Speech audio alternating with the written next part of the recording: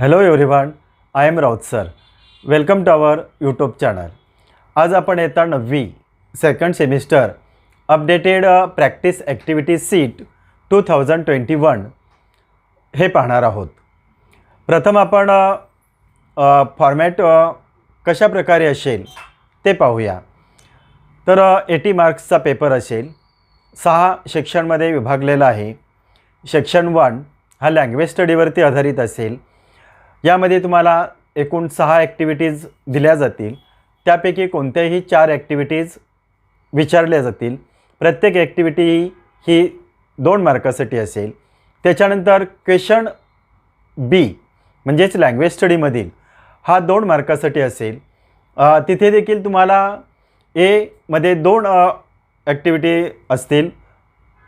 त्याच्यानंतर बीमध्ये देखील 2 असतील. त्यापैकी एक लिहायची, म्हणजेच बी हा 2 मार्कासाठी असेल आणि ए हा 8 मार्कासाठी. म्हणजेच लँग्वेज सेक्शन जो आहे स्टडीचा तो तुम्हाला एकूण 10 मार्कासाठी आहे. त्याच्यानंतर सेक्शन सेकंड हा तुम्हाला टेक्स्च्युअल पॅसेजवरती अवलंबून असेल.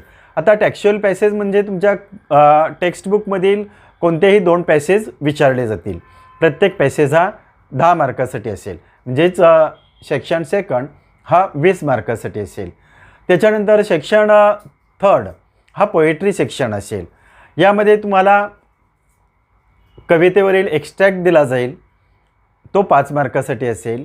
आणि त्याच्यामध्येच बी हे पोएम ॲप्रिशिएशन असेल, ते देखील तुम्हाला 5 मार्कासाठी विचारलं जाईल.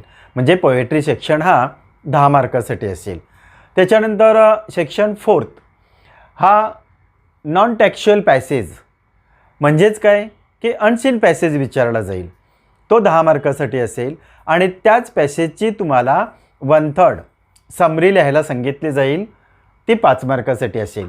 म्हणजेच सेक्शन 4 हा तुम्हाला एकूण 15 मार्कासाठी विचारला जाईल. नेक्स्ट सेक्शन 5 हा रायटिंग स्किलवरती अवलंबून असेल. रायटिंग स्किलमध्ये म्हणजेच क्वेश्चन 5A याच्यामध्ये 2 लेटर्स दिले जातील, एक इनफॉर्मल आणि एक फॉर्मल. तर आता हे फॉर्मॅट समजावून घ्या. तर इथे नवीन फॉर्मॅटनुसार एक ॲडव्हर्टाईज दिली जाईल आणि त्या एकाच ॲडव्हर्टाईज पाहून तुम्हाला इनफॉर्मली लेटर विचारलं जाईल किंवा फॉर्मल लेटर. तर दोन्हीपैकी तुम्हाला एकच लेटर लिहायचं आहे, हे विसरू नका. त्याच्यानंतर क्वेश्चन 5B याच्यामध्ये डायलॉग रायटिंग असेल, हे 5 मार्कासाठी असेल. डायलॉग रायटिंगमध्ये ABC अशा 3 ॲक्टिव्हिटीज असतील आणि त्यालाच और असेल ड्राफ्टिंग अ स्पीच, हे 5 मार्कासाठी असेल. म्हणजेच तुम्ही डायलॉग रायटिंग लिहू शकता किंवा ड्राफ्टिंग अ स्पीच हे लिहू शकता. त्यानंतर क्वेश्चन 6A आणि B यामध्ये देखील 2 असतील. तर एमध्ये तुम्हाला A1 आणि A2 याच्यामध्ये नॉन वर्बल टू वर्बल किंवा वर्बल टू नॉन वर्बल हे विचारलं जाईल. तर यापैकी तुम्हाला एक लिहायचं आहे. आणि त्याच्यानंतर शेवटचा जो सेक्शन आहे सेक्शन 6 हा स्किल डेव्हलपमेंटवरती आधारित असेल. तर तो देखील 5 मार्कासाठी असेल. यामध्ये एकूण तुम्हाला 3 ॲक्टिव्हिटीज विचारल्या जातील. एमध्ये तुम्हाला 6 शब्द दिले जातील. 6 पैकी तुम्हाला कोणतेही 4 शब्द लिहायचे 2 मार्कासाठी. त्याच्यानंतर बीमध्ये तुम्हाला 4 वाक्ये दिली जातील. त्यापैकी तुम्हाला 2 वाक्ये लिहायचे, ते 2 मार्कासाठी असतील. आणि शीमध्ये तुम्हाला म्हणी किंवा वाक्यप्रचार 2 विचारले जातील. त्यापैकी तुम्हाला 1 लिहायचं आहे, ते 1 मार्कासाठी. म्हणजेच आपल्याला हा स्किल डेव्हलपमेंटचा जो सेक्शन आहे तो एकूण 5 मार्कासाठी असेल. तर मुलांनो, अशा प्रकारे एकूण 80 मार्क्स तुमचं हे अपडेटेड ॲक्टिव्हिटी सीट असणार आहे. आणि आता आपण हेच ॲक्टिव्हिटी सीट विथ आन्सर्स म्हणजेच ॲक्टिव्हिटी सीट विथ सोल्युशन ते पाहूया. तोपर्यंत तुम्ही स्क्रीनशॉट काढू शकतात. तर इथे एक गोष्ट लक्षात घ्या की मी माझं म्हणजेच हे झाल्यानंतर तुम्हाला स्क्रीनशॉट काढण्यासाठी वेळ देईल. त्या वेळेमध्ये तुम्ही स्क्रीनशॉट काढा. आणि व्हिडिओच्या शेवटी डिस्क्रिप्शन बॉक्स कसा ओपन करायचा तर ते तुम्हाला मी सांगेल. तुम्ही नंतर डिस्क्रिप्शन बॉक्स ओपन करून सुद्धा क्वेश्चन पेपर लिहू शकतात. Okay, you can take the screenshot नाव.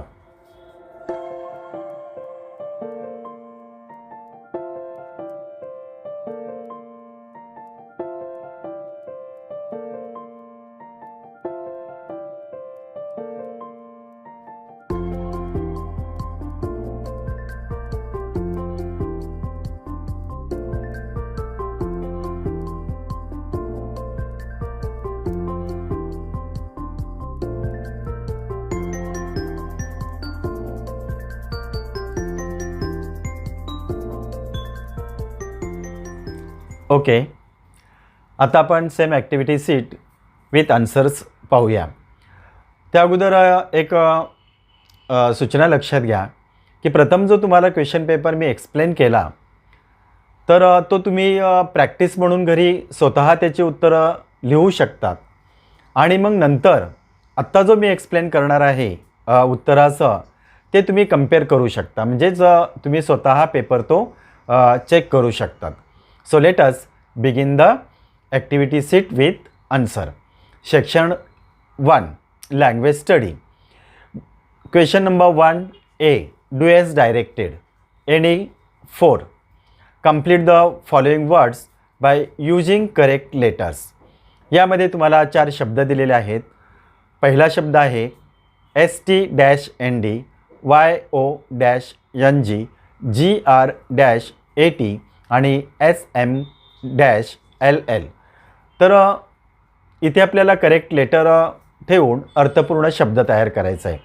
तर इथे मुलांनो एक टिप्स लक्षात घ्या की जर का तुम्ही जे आपले 5 स्वर आहेत A-E-I-O-U हे लक्षात घेतले तर मग काय करायचं की ह्या 5 स्वरांच्या पैकी जे अक्षर इथे ठेवून अर्थपूर्ण शब्द तयार होईल ते अक्षर ठेवायचं. आणि जर तुम्हाला येत असेल तर तुम्ही डायरेक्ट उत्तर लिहू शकता. पण एखादा शब्दाला जर तुम्हाला प्रॉपर लेटर येत नसेल तर तुम्ही ही स्ट्रिक वापरू शकता. आन्सर्स पहा. पहिला आहे ST-ND म्हणजेच स्टँड, तर इथे ए आलं. सेकंड YOUNG, अँग, इथे देखील यू आलं. GREAT इथे ई आलं. आणि शेवटी SMALL, तर इथे ए आलं. म्हणजे पहा AEIOU हे जे 5 वॉवेल्स आहेत यापैकीच आपण इथे लेटर ठेवलेले आहेत. ओके, सेकंड ॲक्टिव्हिटी पहा की put the following words in alphabetical order. तर इथे अल्फाबेटिकल ऑर्डरमध्ये पहिल्या भागामध्ये वेगवेगळ्या लेटर्सने सुरू होणारे शब्द असतील आणि दुसऱ्या ॲक्टिव्हिटीजमध्ये एकाच लेटरने सुरू होणारे 4 शब्द विचारले जातील. तर पहिला आहे epic, right, able, hurt. Answer आहे की एबल, इपिक, हर्ट आणि right. Second table, tree, true, teacher. Answer आहे टेबल, टीचर, ट्री आणि ट्रू. तर इथे देखील तुम्ही काय करू शकता, जर तुमचा गोंधळ होत असेल तर पेन्सिलने ABCD झेडपर्यंत लिहून काढायची आणि मग तुमचे उत्तरं लिहून झाल्यानंतर ते रब आउट करायचं. त्याच्यानंतर थर्ड ॲक्टिव्हिटी पहा की पंक्च्युएट द फॉलोइंग. आता punctuate the following first sentence. Through the beats out of this window the teacher told him. आणि दुसरं वाक्य आहे it's peace at last they cried. तर हे पंक्च्युएट द फॉलोइंगचे 2 वाक्य आहेत हे तुमच्या पुस्तकामधीलच आहेत. आता पहिलं जे वाक्य आहे हे पेज नंबर आय थिंक 82 वरती दिलेलं असेल. तर आन्सर आहे पहा इन्व्हर्टेड कॉमामध्ये through the beats out of this window inverted comma complete the teacher told him full stop. Second आहे इन्व्हर्टेड कॉमामध्ये इट्स इथे एस ॲपॉस्ट्रोफी आहे. Peace at last inverted comma complete they cried full stop. तर इथे देखील तुम्ही एक tips लक्षात घ्या की डायरेक्ट आणि इनडायरेक्ट स्पीच म्हणजेच रिपोर्टेड स्पीच हे जर तुम्ही लक्षात आणलं तर रिपोर्टेड स्पीचमधील डायरेक्ट स्पीचची वाक्य कशी असतात, तर सब्जेक्ट, वर्ब, कॉमा आणि रिपोर्टेड स्पीच हे इन्व्हर्टेड कॉमामध्ये दिलेलं असतं. तर मग इथे तेच आहे, इथे तुम्हाला शक्यतो तेच वाक्य विचारली जातात. यासाठी तुम्ही माझा इनडायरेक्ट स्पीच यावरती जो व्हिडिओ आहे तो पाहू शकता, म्हणजे तुम्हाला आणि जास्त समजेल. त्याच्यानंतर 4th ॲक्टिव्हिटी आहे की make 4 words minimum 3 letters each using the letters in the given word unbeatable. तर या ॲक्टिव्हिटीमध्ये तुम्हाला एक शब्द दिला जाईल आणि त्यापासून 4 शब्द बनवायचे आहेत, परंतु प्रत्येक शब्द हा 3 लेटरपेक्षा जास्त असला पाहिजे. तर अनबिटेबलपासून आपण 4 शब्द बनवलेले आहेत पहा, एबल, बीट, ईट आणि अनेबल. त्याच्यानंतर activity 5 write the related words as shown in the example. तर इथे द रिलेटेड वर्ड्स तुम्हाला विचारले जातील. तर इथे जर समजा नाऊन आणि ॲडजेक्टिव्हची पेअर असेल तर तुम्हाला ॲडजेक्टिव्हचेच राहिलेले 4 शब्द लिहायचे आणि जर समजा वर्बची असेल, वर्ब आणि ॲडवर्बची पेअर असेल तर तुम्हाला ॲडवर्बचे शब्द लिहायचे. तर इथे आपल्याला हाऊस हे नाऊन दिलेलं आहे आणि एक्झाम्पल म्हणून ब्युटिफुल दिलेलं आहे. इथे मला ते वेबमध्ये करता आलेलं नाही आहे, म्हणून तुम्ही वेबमध्ये हे केलं तरी चालेल. म्हणजे हाऊसला तुम्ही चौकोन करा, वरती एक्झाम्पल म्हणून ब्युटिफुल ते एका चौकोनामध्ये लिहा आणि त्याच्यानंतर 4 चौकोनामध्ये हे उत्तर लिहा की हाऊस ब्युटिफुल हे ॲडजेक्टिव्ह झालं. मग आता राहिलेल्या 4 चौकोनामध्ये काय लिहिणार, डेकोरेटेड, ओल्ड, इम्प्टी आणि क्लीन. त्याच्यानंतर activity 6 complete the following word chain of noun and 4 words each beginning with the last letter of the previous word. तर इथे देखील तुम्हाला नाऊन चेन एकतर नाऊनची विचारली जाईल, वर्बची विचारली जाईल किंवा ॲडजेक्टिव्हची विचारली जाईल. तर इथे मुलांनो एक गोष्ट लक्षात घ्या, पुष्कळ मुलांचा इथे गोंधळ होतो. जर समजा तुम्हाला जर विचारलं की complete the word chain of noun, तर नाऊनचे शब्द भरा. वर्बची विचारली, वर्बचे भरा. ॲडजेक्टिव्हची विचारली, ॲडजेक्टिव्हचे भरा. तर इथे तुम्हाला बँक हा शब्द दिलेला आहे, हा आहे नाऊन. मग तुम्हाला के पासून सुरू होणारा नाऊनच भरायचा आहे. त्याच्यानंतर राहिलेले 3ही शब्द तुम्हाला नाऊनचेच भरायचे आहेत. तर आता बँक के पासून काईट, ई आला, ई पासून एक, जी आला, जी पासून गोट आणि त्याच्यानंतर टेल आला, म्हणजेच टी पासून टेल आला, हा शब्द टेल आला. तर अशा प्रकारे ॲक्टिव्हिटी ह्या तुमच्या 6 झाल्या. यापैकी तुम्हाला 4 सोडवायच्या आहेत. आता यामधीलच बी प्रश्न पहा की do has directed attempt any one, म्हणजे इथे देखील तुम्हाला 2 दिलेले आहेत, त्यापैकी एक लिहायचे. Make a meaningful sentence by using the phrase to look for. तर टू लुक फॉर ही फ्रेज वापरून तुम्हाला अर्थपूर्ण वाक्य तयार करायचं आहे. आन्सर पहा, she was looking for her lost earrings आणि त्यालाच ऑर दिलेला आहे. Add a clause to expand the following sentence meaningfully. तर अर्थपूर्ण वाक्य होण्यासाठी तुम्हाला क्लॉज लिहायचं आहे. I found a stone. आता उत्तर पहा, I found a stone which was shining brightly. Which was shining brightly. आता त्याच्यानंतर सेकंड पहा, अटेम्प्ट एनी वन. याच्यामध्ये देखील तुम्हाला एकच लिहायचं आहे. पहिला आहे add a prefix or suffix to make new words. तर ह्याच्यामध्ये 2 शब्द दिले जातील, तिथे तुम्ही प्रिफिक्स लावू शकता किंवा सफिक्स लावू शकता. तर कंप्लीट आहे, आन्सर आहे इनकम्प्लीट आणि लकी आन्सर आहे अनलकी. आता याला ऑर दिलेला आहे पहा, make a meaningful sentence using any one of the following. म्हणजे हेच 2 शब्द तुम्हाला खाली दिले जातील आणि त्याच्यापासून तुम्हाला अर्थपूर्ण वाक्य तयार करायचं आहे. तर इनकम्प्लीटचं वाक्य पहा की I want to complete my assignments soon, हे झालं. आणि त्याच्यानंतर जो लकी हा शब्द दिला आहे, म्हणजे 2 शब्द कंप्लीट आणि लकी हे 2 शब्द आहेत. तर आता लकी शब्दापासून आपण वाक्य बनवूया. Answer, I am lucky that I have such great parents. आणि त्यानंतर सेक्शन सेकंड हा टेक्स्च्युअल पॅसेजवरती आहे, म्हणजे जिथे तुम्हाला 2 पॅसेज, पहिला पॅसेज 10 मार्कासाठी आहे. तर question 2A, read the following passage and do the activities 10 marks. A1, A2, A3, A4 आणि A5 असे 5 प्रश्न असतील. तर A1 मध्ये तुम्हाला ट्रू फॉल्स विचारलं जाईल, कंप्लीट द सेंटेन्स विचारलं जाईल, फिल इन द ब्लँक्स विचारलं जाईल किंवा मॅच द फॉलोइंग विचारलं जाईल.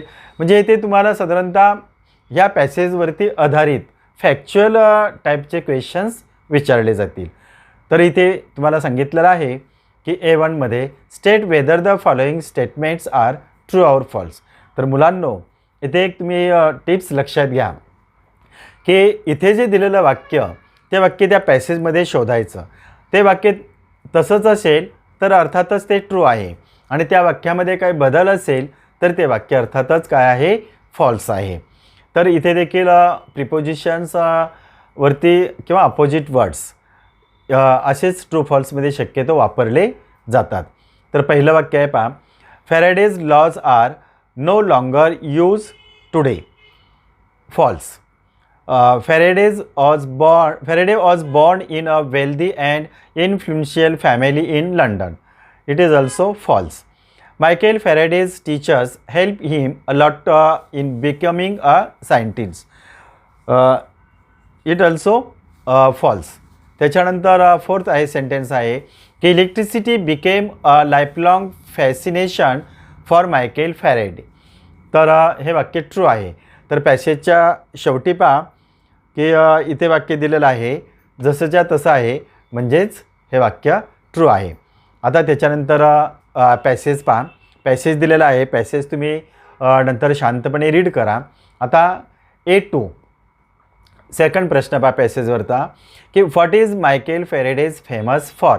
तर मायकेल फॅरेडे फेमस कशासाठी होता. Answer, Michael Faraday is a famous scientist and inventor known for his work on electricity in the form of Faraday's laws. तर हा 2 मार्कासाठी प्रश्न आहे.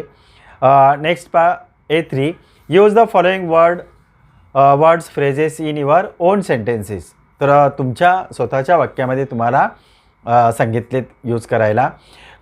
Inspirational, superb, against the odds आणि ऑब्सेशन. आन्सर पहा. पहिला, the story of his journey is inspirational. Second आहे, I would love to live in a quiet friendly suburb. Third आहे, the mountaineer climb to the top of the mountain against the odds. आणि fourth आहे, Sagar's obsession for sports is unlike anyone else. त्याच्यानंतर A4 activity पहा, do as directed. म्हणजे हे ग्रामरवरती आधारित असेल. ग्रामरमध्ये एकतर तुम्हाला तिथे ऑप्शन्स दिले जातील, आणि ऑप्शन्स दिले नसतील तर तुम्हाला वर्ड बिल्डिंग वगैरे यासारखं ग्रामर विचारलं जाईल. Write the noun forms of electrify, invent, depictive आणि फॅशिनेट. इथे तुम्हाला नाउन फॉर्म्स लिहायला सांगितलेत. आन्सर आहे इलेक्ट्रिसिटी, इन्व्हेंटर, डिफेक्ट आणि फॅसिनेशन्स. आता activity A5, personal response question. तर इथे लक्षात घ्या की ते तुम्हाला तुमचं मत विचारलं जातं, म्हणून शक्यतो या प्रश्नाचं उत्तर तुम्ही तुमच्या शब्दात लिहायला हवं. परंतु लिहिताना एक गोष्ट लक्षात घ्या, पंक्च्युएशन आणि तुम्ही जे वाक्य लिहिणार हे अगदी साधे वाक्य असतील तरी चालतील, परंतु ते व्याकरणदृष्ट्या बरोबर असायला हवेत. इथे प्रश्न पहा की have you face difficulty in doing learning something. What did you do to overcome it. Share your experience. तर तुम्हाला तुमचा अनुभव लिहायला सांगितला आहे. आन्सर्स पहा. Yes, I had faced a lot of difficulties when I was learning to ride a bicycle. I found it extremely confusing to coordinate and maintain balance at the same time. I kept trying for a week despite getting bruises and wounds.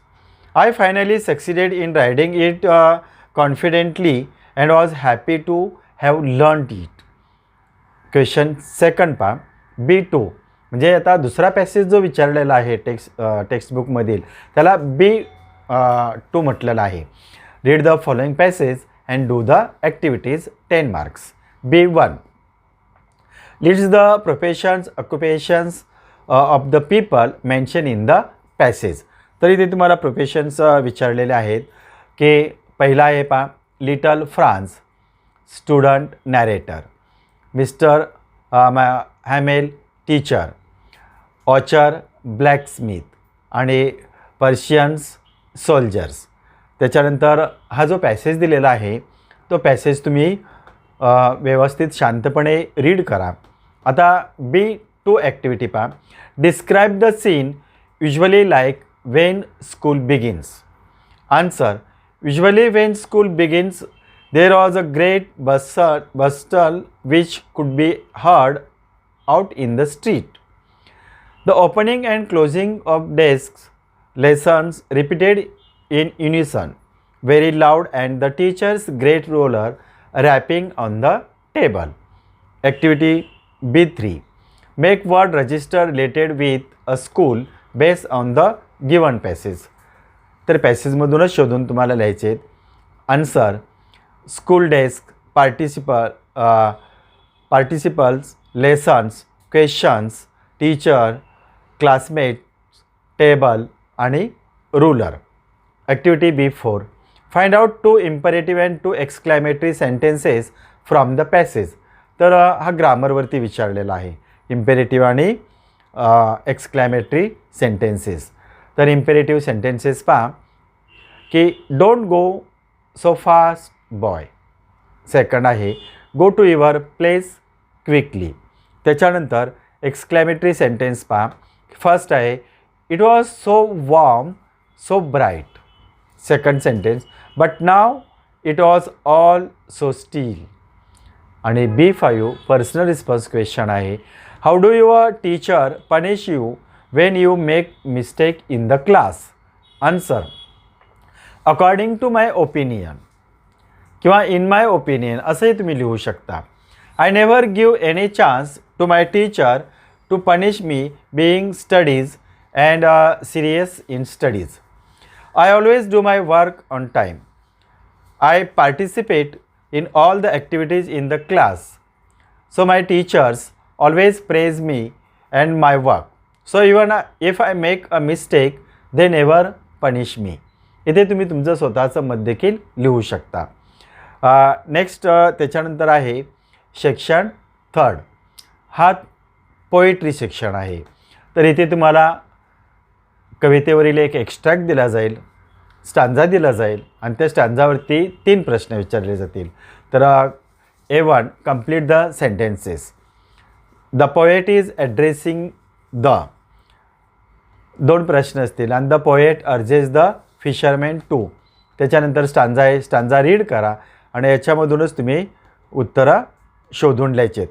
तर पहिल्याचं उत्तर आहे पहा की fisherman आणि rise. त्याच्यानंतर A2 activity पहा. What do the following expressions refer to. Write in a word or phrase. तर लिपिंग वेल्थ ऑफ टाईड आणि सेकंड आहे किंग्ज ऑफ सी. तर आन्सर आहे पहिल्याचं फिश आणि सेकंड आहे कोरोमंडल फिशर्स. त्याच्यानंतर activity 3 guess the meaning of wakening skies आणि कॅटॅमरन्स. तर ह्या दोन्हींचा अर्थ विचारलेले आहेत. तर पहिल्याचं उत्तर आहे the skies in the morning when everyone is wakening up. आणि कोरोमंडल फिशर्स याचा आन्सर आहे की a boat which has 2 parallel holes on each side. त्याच्यानंतर बीमध्ये तुम्हाला ॲप्रिशिएशन ऑफ द पोएम आहे. तर मुलांनो याचे 5 मार्क तुम्हाला हमखास मिळतील. त्यासाठी व्यवस्थित दिलेली कविता वाचायची. म्हणजे जिथे वरती जी कविता चा एक्स्ट्रॅक्ट विचारलेला आहे ती सोडून दुसरी कविता इथे तुम्हाला ॲप्रिशिएशनसाठी दिलेली असते. तर पूर्ण कविता वाचल्यानंतर तुम्हाला पॉईंट्स दिलेले आहेत 5. तर त्यामध्ये तुम्हाला ॲप्रिशिएशन करायचं आहे. तर पहिलं आहे की टायटल. तर ह्या पोएमचं टायटल काय आहे? तर इथे टायटल काय आहे पोएमचं? तर व्हॉट इज सक्सेस, आणि तिथे क्वेश्चन मार्क आहे. म्हणजे जसं टायटल दिलं असेल तेच पाहून विदाऊट मिस्टेक लिहायचं आहे. त्याच्यानंतर सेकंड आहे नेम ऑफ द पोएट. तर पोएटचं नाव कुठे आहे? तर जी कविता दिलेली असेल कवितेच्या शेवटी पोएटचं नाव आहे. कॅपिटल लेटर्स वगैरे जसे असतील त्याचप्रमाणे लिहायचं. तर पोएटचं नाव आहे राल्फ वाल्डो इमर्सन. त्याच्यानंतर राईम स्कीम आहे. तर राईम स्कीम आहे विचारलेले आहे. तर या पोएमला राईम स्कीम नाही आहे, म्हणून आपण आन्सर्स कसं लिहिणार आहोत? No rhyme scheme, it is written in free वर्स.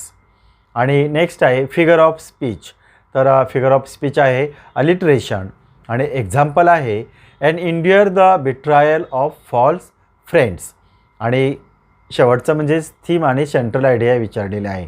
तर हे तुम्ही तुमच्या शब्दात ग्रॅमॅटिकली करेक्ट सेंटेन्स बनवून अगदी साधी सोपी वाक्य लिहू शकता. तर according to the poem what success. The real meaning of success is to be happy, to respect wise people, to love children and to get admired by honest critics. Real success also means to understand the value of others and to make a positive contributions to the world. हे झालं theme किंवा central idea of the poem. यानंतर section 4 हा non textual passage. तर हा देखील तुम्हाला 10 मार्कासाठी विचारला जाईल. तर इथे read the following passage and do the activities 10 mark.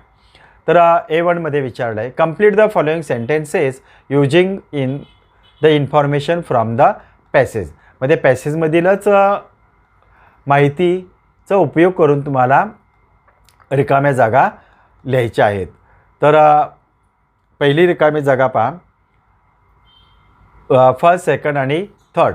तर या रिकाम्या जे जागा दिलेल्या आहेत तर याची मी तुम्हाला डायरेक्ट आन्सर्स वाचून दाखवतो की the dog is the only friend who never deserts his master in any condition. Second आहे the dog will kiss his master's hand even has no food to offer it. आणि third आहे the dog always guards his master against danger. आणि fourth आहे even after his master's death the dog waits there by his grave side.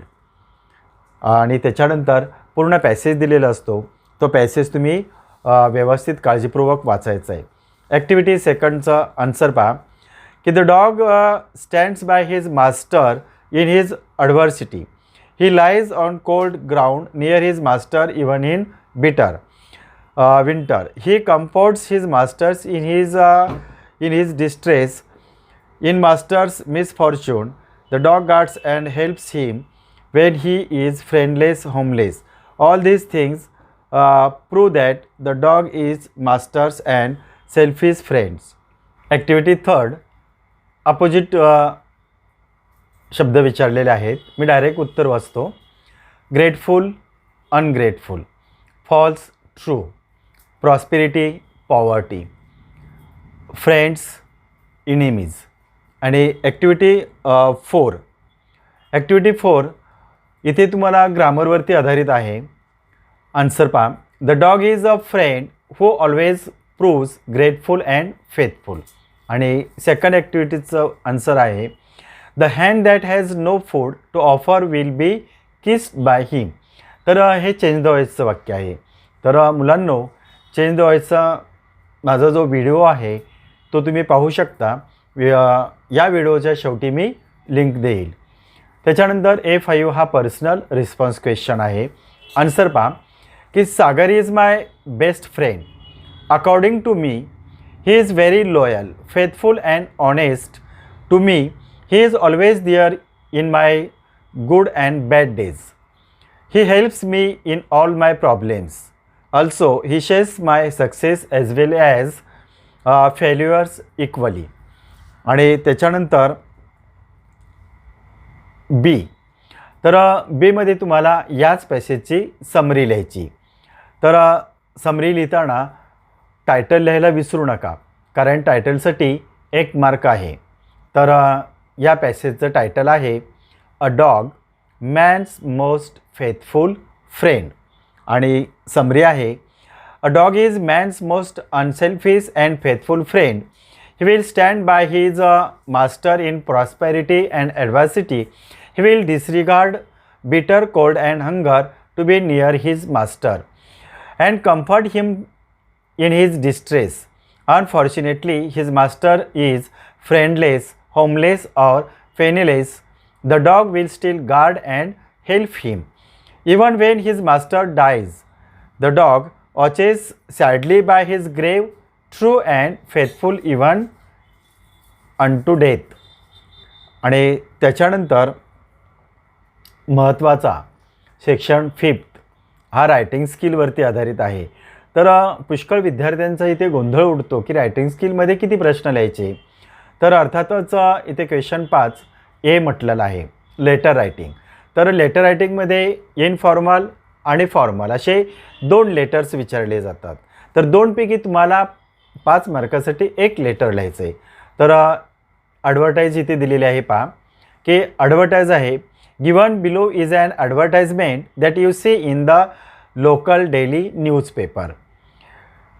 Nagzira sanctuary, flora and fauna in their natural habitat, a feast for the eyes. Plan your trip now. Bookings available for board and lodge. Students concession available. Contact the divisional forest officer Nagzira sanctuary Bhandara आणि pin code number दिलेला आहे. आता त्याच्यानंतर इथे सांगितलं आहे पहा की your class is planning a trip to the sanctuary. Write any one of the following letters. तर आता इनफॉर्मल लेटर पहा. Write a letter to the father asking for permission to go on the trip to Nagzira sanctuary. आणि त्यालाच or आहे formal letter की write a letter to the divisional forest officer Bhandara seeking permission to visit Nagzira sanctuary and to make a booking for a weekend visit. तर इथे प्रथम आपण informal letter पाहूया. तर तुम्हाला मी थोडक्यात माहिती सांगतो की फॉर्मल आणि इन्फॉर्मल लेटर कशा प्रकारे लिहायचं. तर इन्फॉर्मल लेटर लिहिताना जर समजा की लेटरमध्ये जर ॲड्रेस दिला असेल की नाव दिलं असेल तर तेच नाव आणि ॲड्रेस तुम्ही लिहायचं आहे. जे काल्पनिक असेल ते तुम्ही तिथे स्वतःचं नाव लिहायचं नाही आहे. परंतु जर समजा ॲडव्हर्टाईज दिली असेल तिथे नाव काल्पनिक दिलेलं नसेल तर मात्र तुम्ही तुमचा स्वतःचा ॲड्रेस लिहू शकता. त्याच्यानं इथे ॲड्रेस आणि नवीन फॉर्मॅटनुसार की समासाच्या बाजूनेच म्हणजेच लेफ्ट हँड साईडला तुम्हाला पूर्ण पत्र लिहायचं आहे. पॅरेग्राफ पाडताना स्पेस सोडायचा नाही आहे. अगदीच तुम्हाला पॅरेग्राफ पाडायचं असेल तर 1 लाईन अंतर साधारणतः रिकामं सोडायचं, परंतु समासाच्या सोडून लिखाण करायचं नाही.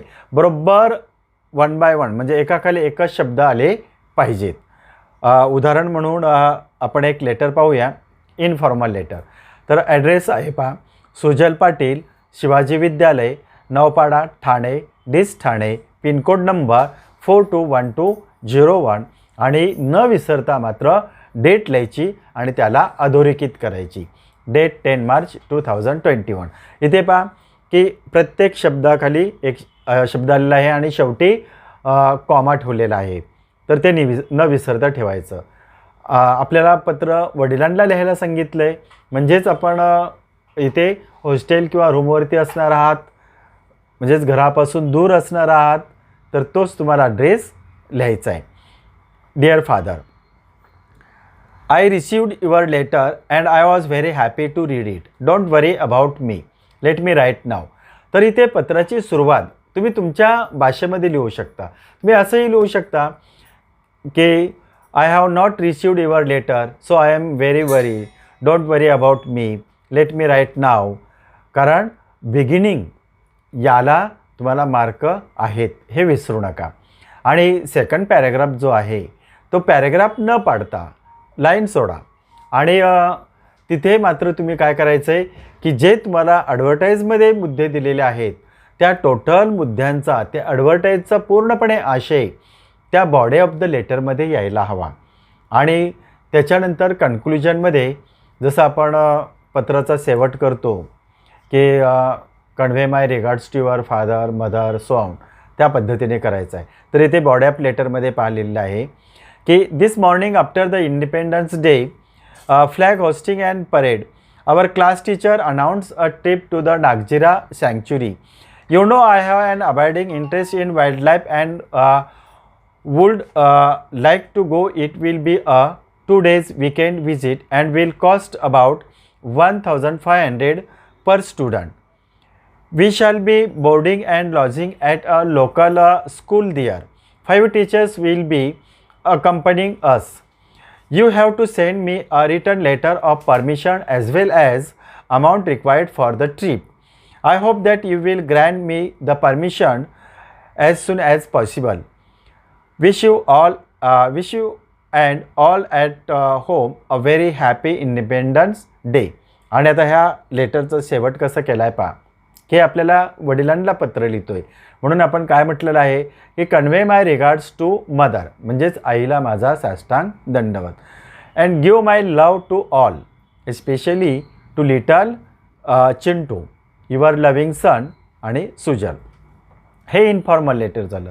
हे किंवा तुम्हाला फॉर्मल लेटर विचारलं आहे. फॉर्मल लेटरचा ॲड्रेस ऑलरेडी त्यांनी सांगितलेला आहे कोणाला लिहायचं आहे. तर तुम्हाला ते फॉर्मल लेटर हे the divisional forest officer Nagzira sanctuary Bhandara यांना लिहायचं आहे. तर इथे फॉर्मल लेटर लिहिताना काय करायचं की सुरुवातीला तुम्ही तुमचा ॲड्रेस लिहिणार, त्याच्यानंतर टू, मग जो ॲड्रेस दिलेला आहे तो ॲड्रेस लिहायचा की the divisional forest officer Nagzira sanctuary Bhandara dist Thane, आणि त्याच्यानंतर डेट लिहायची आहे न विसरता. आणि फॉर्मल लेटरमध्ये सब्जेक्ट लिहिणं अत्यंत गरजेचं आहे. तर सब्जेक्ट कोणता लिहायचा, तर जो लेटरमध्ये प्रश्नामध्ये तुम्हाला दिलेला आहे तोच तुम्ही सब्जेक्ट लिहायचा आहे. तर इथे सब्जेक्ट काय आहे की application for the permission to visit Nagzira sanctuary. मग आता नंतर पत्राची सुरुवात पहा समासाच्या बाजूनेच केलेली आहे की डिअर सर किंवा तुम्ही रिस्पेक्टेड सर असं देखील लिहू शकता. तर इथे मी हे पूर्ण पत्र रीड करत नाही आहे, तर हे पत्र तुम्ही शांतपणे वाचा आणि पुन्हा लिहून घ्या. त्याच्यानंतर B1 हा झाला तुमचा क्वेश्चन 5मधील एमध्ये तुम्हाला एक पत्र लिहायचं आहे. आता B1मध्ये डायलॉग रायटिंग आहे आणि त्यालाच ऑप्शन काय आहे और काय आहे ड्राफ्टिंग अ स्पीच, दोन्हीपैकी एक. तर डायलॉग रायटिंगचा पहिलं पहा की पहिली जी ॲक्टिव्हिटी आहे की prepare a dialogue from the jumble sentences. तर काही 4 वाक्य जंबल सेंटेन्स म्हणजे त्याचे क्रम बदललेले असतील, तर ते तुम्हाला काय सांगितलं जातं की क्रमाने ते वाक्य लावा. तर क्रमाने वाक्य लावलेली पहा. आन्सर्स मी वाचतो की पहिला आहे do you believe in God. Yes I do but don't totally depend on his blessings. फाय so I believe in hard work more. त्याच्यानंतर सेकंड ॲक्टिव्हिटीमध्ये पहा की 2 संवाद आहेत. तर दोन्ही संवादाची उत्तरं डायरेक्ट मी आन्सर्स वाचतो पहा की A did you like to hear bed time stories when you were a child. Answer आहे पहा B yes I heard many bed time stories when I was a child. त्याच्यानंतर ए काय म्हणतो की who usually told you the bed time stories. मग answer आहे B my grandmother and my grandfather also told me the bed time stories. आणि त्याच्यानंतर third activity आहे की why should we listen the stories. तर हा संवाद मात्र तुम्हाला विचारलेला आहे तो व्यवस्थित विदाऊट मिस्टेक लिहायचा आहे की इथे सुजल आणि सागर ह्या दोघांमधील संवाद आहे पहा. Sujal do you like to listen stories Sagar. Yes, of course. Sujal, that's great. Why do you like to listen to stories? Sagar, it gives us pleasure and it is good source of entertainment. Sujal, don't you think it stretches our imagination and curiosity? Sagar, yes, sometimes it makes us curious. It develops our imagination also. So listening stories is good for our mind and to develop our knowledge too. Sujal, that's right. Thank you dear. Sagar, you are welcome. तर मुलांना ते गोष्ट लक्षात घ्या की तुम्हाला 6 वाक्य लिहायचे आहेत, पण थँक्यू, गुड मॉर्निंग वगैरे हे वाक्य सोडून तुम्हाला लिहायचे आहेत. ओके. किंवा तुम्हाला ड्राफ्टिंग अ स्पीच, तर इथे तुम्हाला भाषण लिहायला सांगितलं जाईल. तर भाषणाचा विषय दिला जाईल आणि पॉईंट्स दिले जातील आणि त्या पॉईंट्सच्या अनुषंगाने तुम्हाला भाषण लिहायचं आहे. तर विषय आहे पहा, imagine that you are taking part in an education competition on world health day. The topic, eat vegetables, live longer. Prepare a speech on the given topic to be delivered at the competition. Use the points given. You may add your own points. म्हणजे तुम्ही तुमचे पॉईंटसुद्धा इथे use करू शकता. Points दिलेले आहेत. त्याच्यानंतर answer जे आहे तर याचा टायटल देणं महत्त्वाचं आहे. तर याचं टायटल आहे ईट व्हेजिटेबल्स लिव्ह लॉंगर. आणि जे इथे भाषण आहे हे तुम्ही शांतपणे वाचा. त्याच्यानंतर क्वेश्चन 6 ए, याच्यामध्ये इन्फॉर्मेशन ट्रान्सफर आहे. आता इन्फॉर्मेशन ट्रान्सफर म्हणजेच काय की इथे 2 ॲक्टिव्हिटीज आहेत की नॉन वर्बल टू वर्बल. आता नॉन वर्बल म्हणजेच काय की तुम्हाला diagram, pie chart, tree diagram वगैरे यापैकी दिलं जाईल आणि त्याच्यानंतर तुम्हाला त्याच्या आधारे पॅरेग्राफ लिहायला सांगितलं जाईल. त्याला बोलायचं नॉन वर्बल. आणि वर्बल टू नॉन वर्बल म्हणजे काय तर एक पॅरेग्राफ दिलं जाईल आणि मग त्या पॅरेग्राफमधून तुम्हाला पाय चार्ट असेल किंवा फ्लो चार्ट असेल किंवा ट्री डायग्राम असेल किंवा वेब असेल ते तुम्हाला लिहायचे आहे. म्हणजेच काय झालं, नॉन वर्बल टू वर्बल आणि वर्बल टू नॉन वर्बल यापैकी तुम्हाला एक ॲक्टिव्हिटी लिहायची आहे. तर इथे आता नॉन वर्बल टू वर्बल काय सांगितलं आहे पहा. Read the following information about 9th A and 9th B class. Write a paragraph based on it. Give a suitable title to it. तर इथे तुम्हाला प्रश्न दिलेला आहे की स्टुडंट, सेकंड कॉलम आहे 9th A आणि त्याच्यानंतर तिसरा कॉलम आहे 9th B. तर इथे मी डायरेक्ट तुम्हाला आन्सर्स वाचून दाखवतो की टायटल आहे क्लास 9th. तर आन्सर पहा. There are 2 divisions of class 9th in my school. There are 45 students in class 9th A, whereas the strength of class B is 50.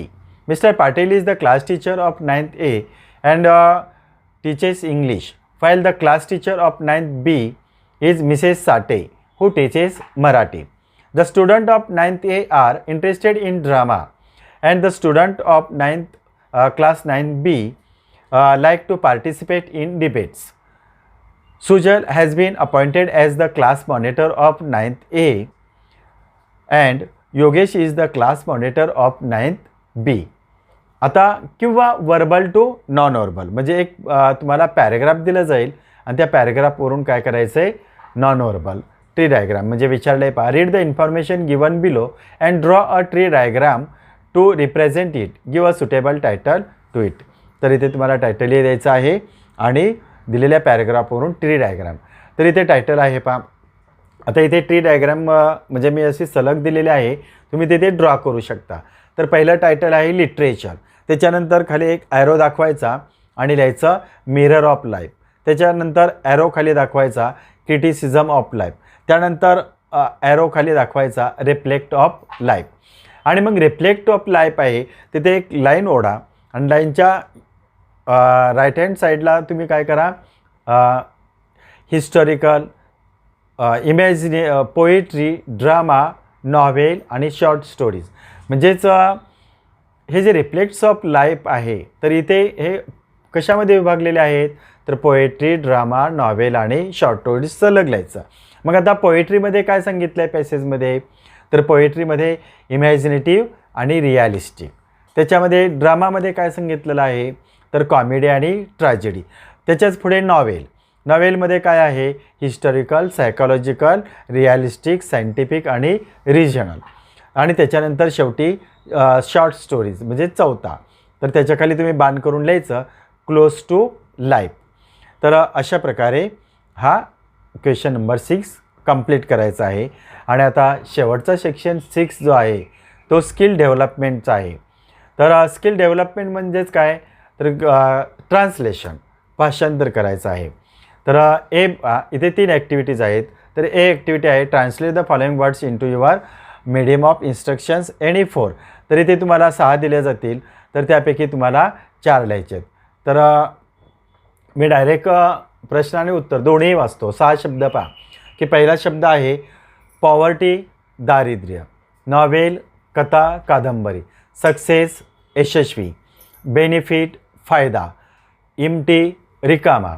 आणि निगेटिव्ह, नकारार्थी.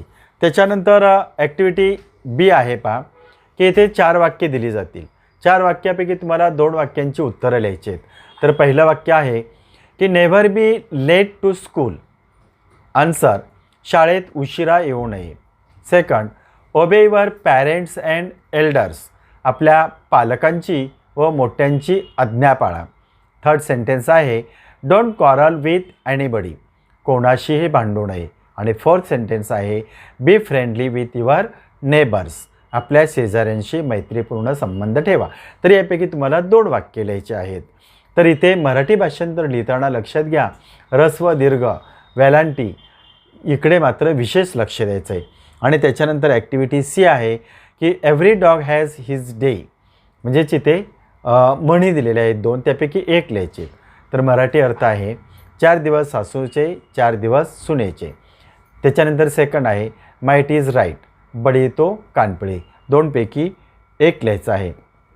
तर अशा प्रकारे मुलांना आपला हा 80 मार्काचा जो पेपर होता, ॲक्टिव्हिटी शीट होतं, ते आपण विथ आन्सर्स सोडवलेला आहे. आणि यानंतर डिस्क्रिप्शन बॉक्समधून जर तुम्हाला PDF फाईल ओपन करायची असेल तर त्यासाठी मी तुम्हाला ती PDF फाईल ओपन कशी करायची हे थोडक्यात सांगतो. ते तुम्ही व्यवस्थित समजावून घ्या. आता आपण डिस्क्रिप्शन बॉक्समधून PDF फाईल कशी ओपन करायची ते थोडक्यात समजावून घेऊया. एक्झाम्पल म्हणून आपण ग्रामरची व्हिडिओ पाहूया. ग्रामरमधील आता सपोज आपल्याला ॲड क्वेश्चन टॅग ह्या व्हिडिओची PDF फाईल ओपन करायची आहे. तर ॲड क्वेश्चन टॅग या टायटलवरती क्लिक करायचं. क्लिक केल्यानंतर तुम्हाला ब्ल्यू इंकमध्ये लिंक दिसेल. त्या लिंकवरती क्लिक केल्यानंतर क्रोम आणि ब्राउझर असे 2 ऑप्शन्स येतील. मग एका ऑप्शन्सवरती क्लिक करा. त्याच्यानंतर मेल दिसेल. मेलवरती क्लिक केलं नंतर तुम्हाला PDF फाईल दिसेल आणि मग ती PDF फाईल डाउनलोड करून तुम्ही तुमच्या सोयीनुसार पाहू शकता.